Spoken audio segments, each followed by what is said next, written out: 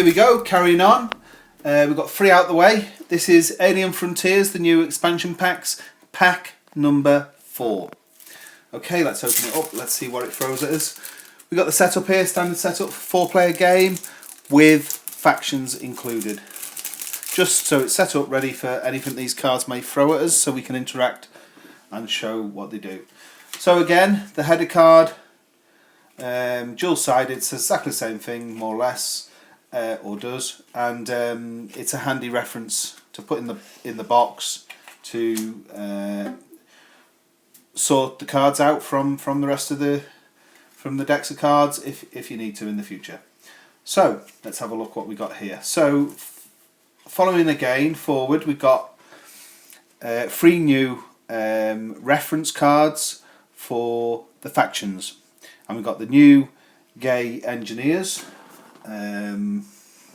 Wherever that one is, that one's not out at the moment, but it's for one of the factions. So when we get, if that tile is drawn when playing factions, this can come with it, and the person can just look at this rather than the rule book, and it explains everything. Real handy, real handy.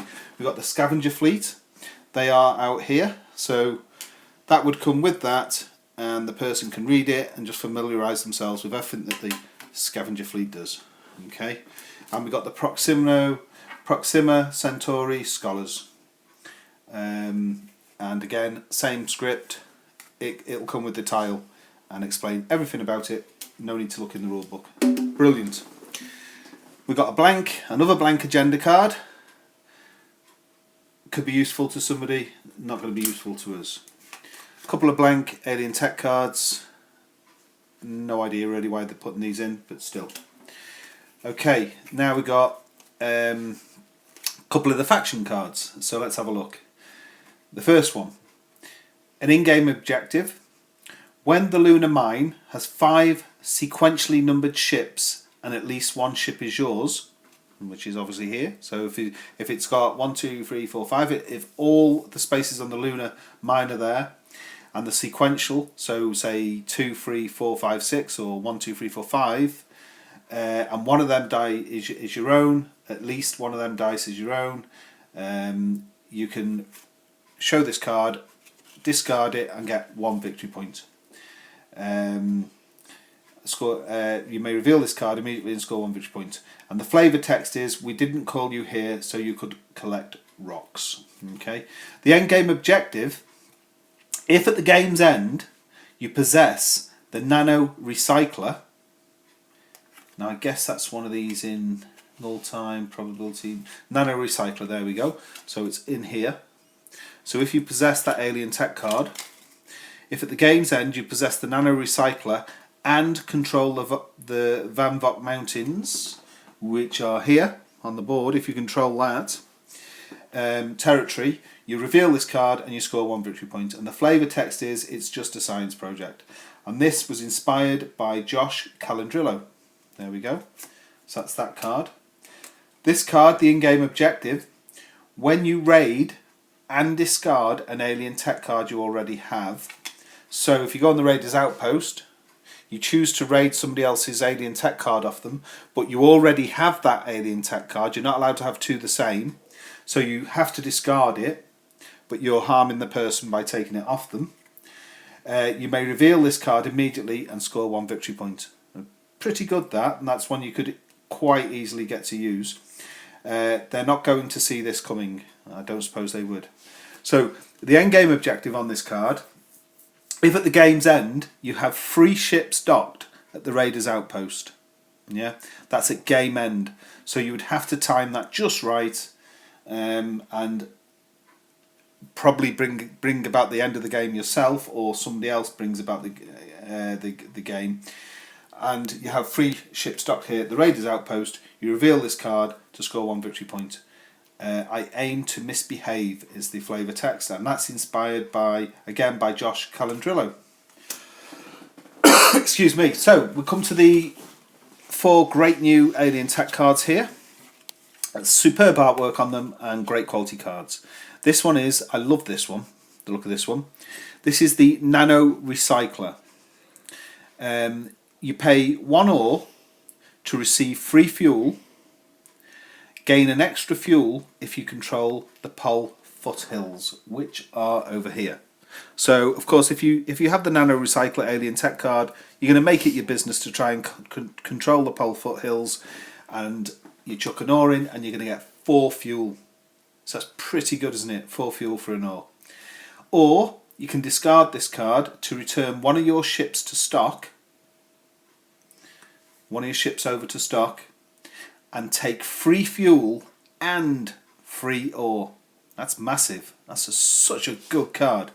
And that's inspired by Nick Eglinton and Michael Condon. There you go. That's the Nano Recycler. Right, here we go with the Null Time Vault.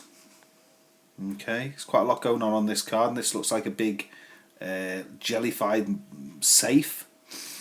Anyway, you may transfer up to, and it's got the either or slashes here, so it could be you may transfer up to free fuel or free ore, or any combination of those. So it could be 2 fuel and an ore, 2 ore and a fuel, etc.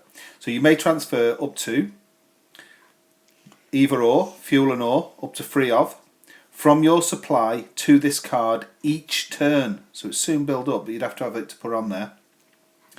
Up to a total of 8 tokens. So up to a total of 8, a combination of 8 fuel and ore on here, or one or the other. Tokens on this card may not be used. Do not count against your resource limit, and cannot be raided as resources. If the card is raided, the tokens stay on the card. Well, that in itself is a bit of a gamble, because if somebody uses the Raiders Outpost, they see you've got a lot of resources of ore and fuel, up to 8, on this Null Time Vault. They raid this card off you, then the fuel and the resources are on it. So it's not only is it going to harm you, but looking at the bottom bit here, discard to transfer the tokens on this card to your supply so that you can use them. So especially if they were low on tokens of fuel and ore, they could rob this card off you at the Raiders Outpost with the stash on it, and discard it immediately for all the tokens. So I'm not sure it'd be a great one to actually, bit of a gamble to have. It's almost like a little resource stash of your own that you could use for yourself to, so you can exceed your limits onto this little card and then cash it in by discarding the card. So it's an interesting one.